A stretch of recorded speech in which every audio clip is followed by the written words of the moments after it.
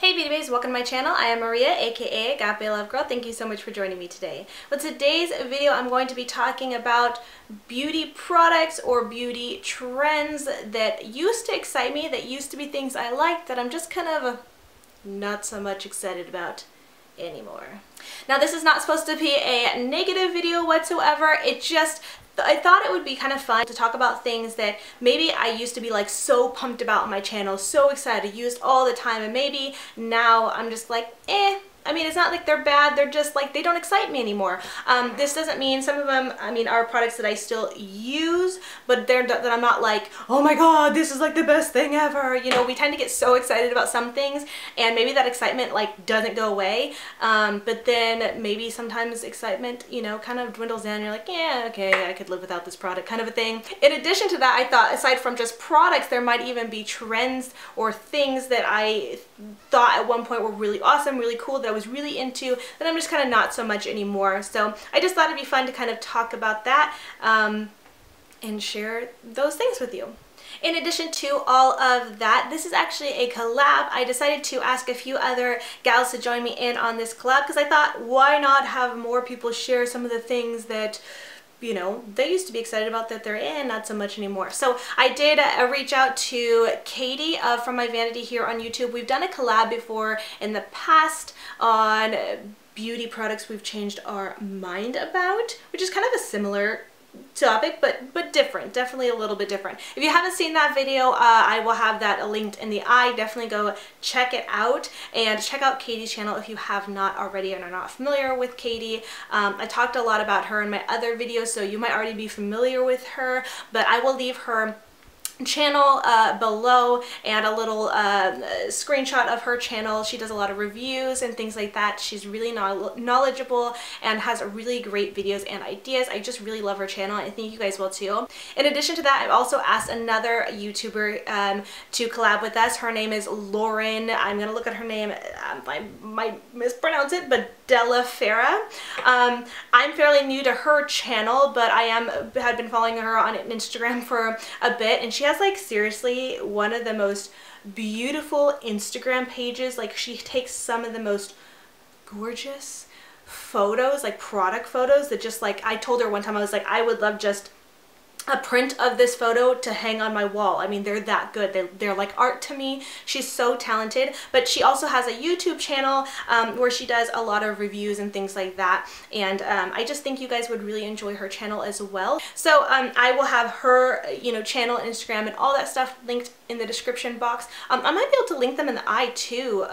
Wait, where's the eye? I don't know. Anyways, so if so, I'll put them there. They will be linked somewhere. So I definitely encourage you guys to go check those ladies out. And with all that being said, let's go ahead and get into it. All right, so I have my list here on my phone so that I can kind of get down to it and hopefully not ramble and make this video a million years long. So we're just gonna get right into the first one. The first product that used to really excite me, that just is like, not so exciting to me anymore, is highlighter or highlighter palette. I think more specifically highlighter palettes. Sometimes I just see highlighter palettes and I'm just like, another highlighter palette? Like, how many highlighters do we need? I used to be all about highlighter, and I still am. Like, I love that glow. Like, yes, give it to me. But I'm not like, oh my god, every time I see a highlighter come out. I feel like I used to be, like, I'd see highlighters and I'd just be like, oh, it's so gorgeous. I need it. I need that glow. I need all the colors. I need all the sparkle, all the shine, all the radiance in my collection. And now I'm kind of just like,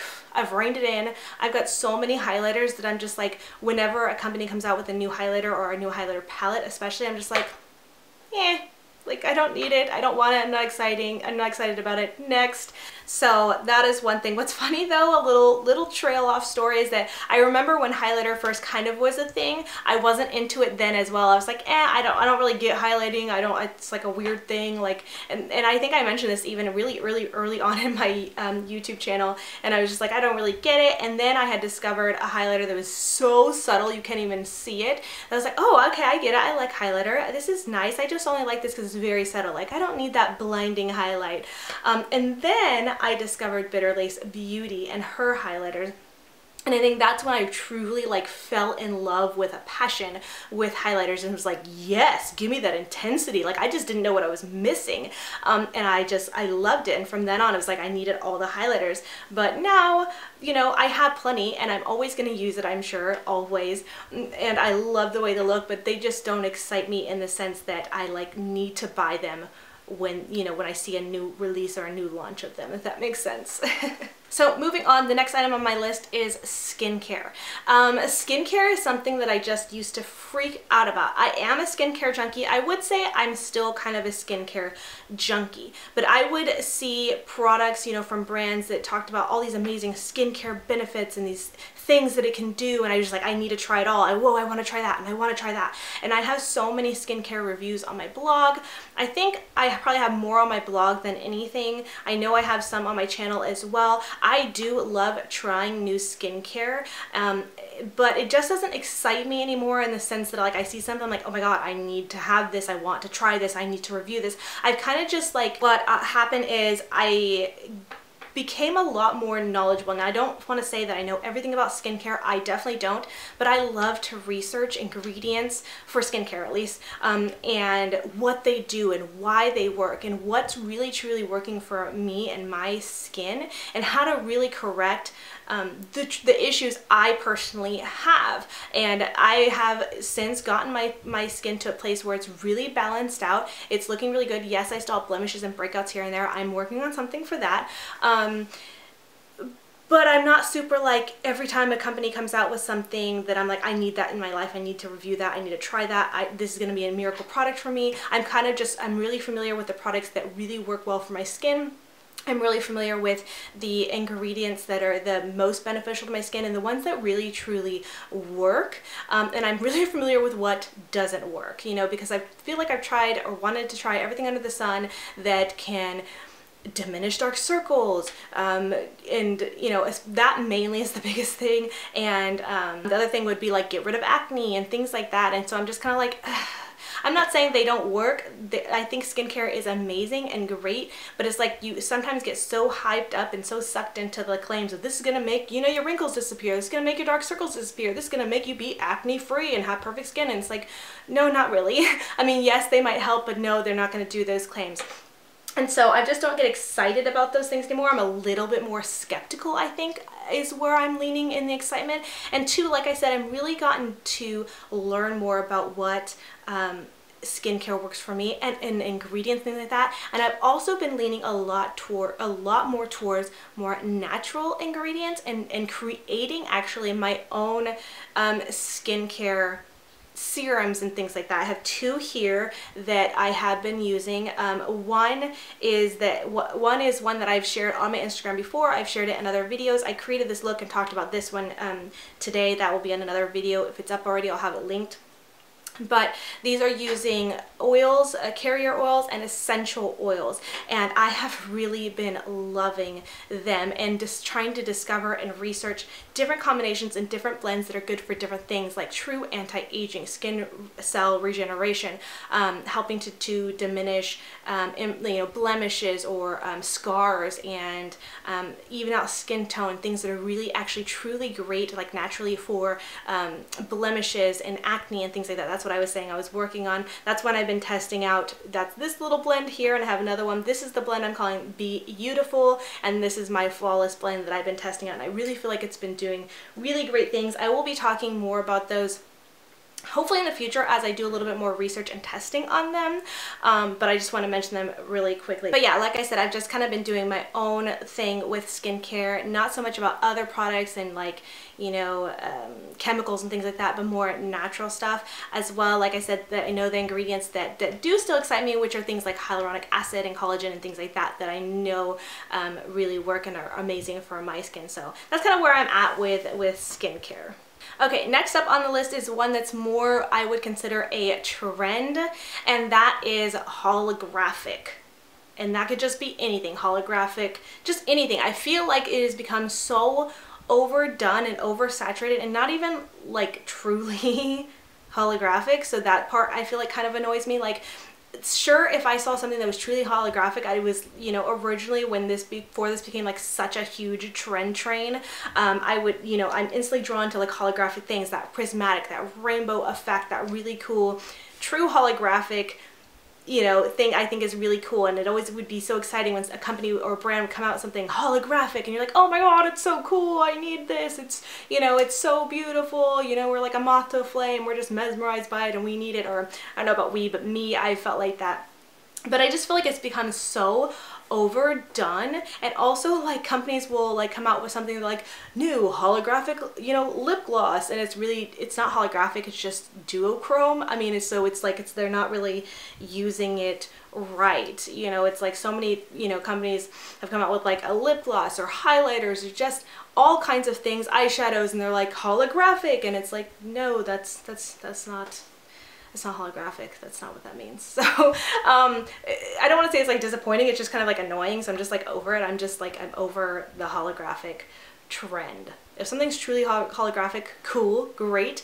I think that would probably still be exciting. But this whole like, let's make everything holographic, or let's like call everything holographic, I'm just like, I'm over it. The excitement for that is like, it's gone. Is anybody else still excited about holographic I should say, stuff? Or, you know, is that just me? Okay, let's move on. The next one on the list is a little bit more of a simple thing. It's nothing crazy, but I put it on there because it's just true. Something that I used to be, I don't want to say exciting, but felt like I needed or had to use this all the time is eyeshadow primer. And I know that might seem like a weird one, like that's so weird, who gets excited about eyeshadow primer? But I know that there was a time where I would like try an eyeshadow palette or something and I'm like, the pigmentation is terrible, like why isn't this applying? And I'd be like, oh, this really works amazing with this eyeshadow primer, it's just so good, like this is what's gonna make it work. And while yes, that's still true, I just kind of like, I don't know, I'm like, I'm over it. If you're familiar with any of my makeup tutorials lately, you know that I always say I don't use eyeshadow primers hardly ever anymore. I do my brows, and whatever concealer I use to clean out my brows, I bring that down onto my lids and I use that. I simply go in with eyeshadow over that. I feel like that works great. The thing is, like, yeah, if you have a really good pigmented eyeshadow, you don't necessarily need, you know, a primer. Me personally, I guess I can't speak for everybody because I know that other people use eyeshadow primers for different things. They may have, you know, super oily lids and they need something to really help prime and keep on the pigmentation and all that kind of stuff. Me, my eyelids are a little bit more like normal to, they lean dry. So anyways, for me personally, I feel like I just don't need an eyeshadow primer. On the off chance that a shadow, like a metallic shade or something, isn't doing that well, I will go ahead and add a primer like over top where I've already placed eyeshadow, just where I want to put that metallic shadow, or just use like a setting spray or something like that. But I used to be really obsessed with the NBA Cosmetics Shadow Epoxy, which I think they still carry, but that is actually really amazing for loose pigments. Like if you really want them to stick and pack a punch, it's really great because it's like a tacky, stickier base, so it really keeps, you know, shadow, attracts shadow and makes it really vibrant. So I was really obsessed with using that, as well as for like a more regular eyeshadow primer, my favorite, and I still think is one of the best, even though I don't use it anymore, so I just don't feel like I need one, but is the Rock Behind the Scenes eyeshadow primer. If you look at any of my old tutorials, that was all I used. It was either the NBA Cosmetics Shadow Epoxy or Rock Behind the Scenes eyeshadow primer. Those are both really amazing eyeshadow primers. I just don't feel the need to use them anymore, so I just, yeah, my excitement over those is kind of like, yeah, I could take it or leave an eyeshadow primer. Don't feel like I need it anymore. Alright, and the last thing on my list is one that I almost hate saying, but it's just true. And this one is more of a trend, and that is unicorns. Oh, I can't believe I'm saying that, but it's true. I think there was a period of time where it was like, oh my god, I want all the unicorn everything. Like there was the unicorn brushes, the unicorn highlights, unicorn this, unicorn that, unicorn, unicorn, unicorn. And while I do think unicorns are really pretty and just really, like, you know, majestic, obviously they are like a fake thing, they're not real, but like, you know what I mean? Like just a mythical, really pretty thing that I still think is like magical and pretty, but like the hype over like unicorn everything has really just made me like, oh my god, I'm so over the unicorn trend. Like let's be done with this. maybe once it dwindles down, I might like be okay with them again, but right now I'm just like, okay, we've overdone the unicorn. Can we not? Why are we ruining good things by like overdoing it? Why do we do that? It's like, you know, one of those things where like you really love a song and you listen to it over and over and over and again, or not even you listen to it. There's sometimes you love a song or a song becomes really popular and it's like really great and you love it, but then the radio like literally plays it over and over again. You're like, okay, this song again, like I love it, but let's not overdo it. Enough with the overkill, you know? I feel like that with unicorns. I feel like brands just kind of, maybe one more specifically than others, you know, I think maybe Too Faced or whatever, but a lot of brands just, and there's nothing against that, like I think it's cool, they saw that there was like a desire for something and they really came out with a bunch of stuff for it, but it just like, it kind of was like overkill, and I'm just like, okay, really I'm over the unicorn thing. Funny enough though, and maybe because I haven't seen a ton of stuff for mermaids, but I'm not over the mermaid trend yet. Like, I guess there has been like the mermaid brushes as well and some mermaid palettes and things like that, but I don't know, funny enough, I'm not over mermaids. Like, I still think like mermaid stuff attracts my attention still, so I don't know, maybe I just like mermaids better than I like unicorns. But yeah, anyways, just random thoughts of things, products, and trends that used to kind of really excite me and catch my attention that don't so much anymore. So I don't know if this was, you know, interesting or entertaining to you guys, but hopefully you guys did find it interesting or entertaining. I would love for you guys to share what you think about the products I mentioned, or any products that maybe you used to, you know, be excited about that maybe now you're just like, yeah, they're okay. So I'd love to hear from you guys and have you guys leave a comment sharing your thoughts. And also don't forget to go ahead and check out Lauren and Katie and their channels. They will be linked in the description box. So I just want to thank you guys so much for watching, and until next time, much love and hugs to you. Bye, beauty babes!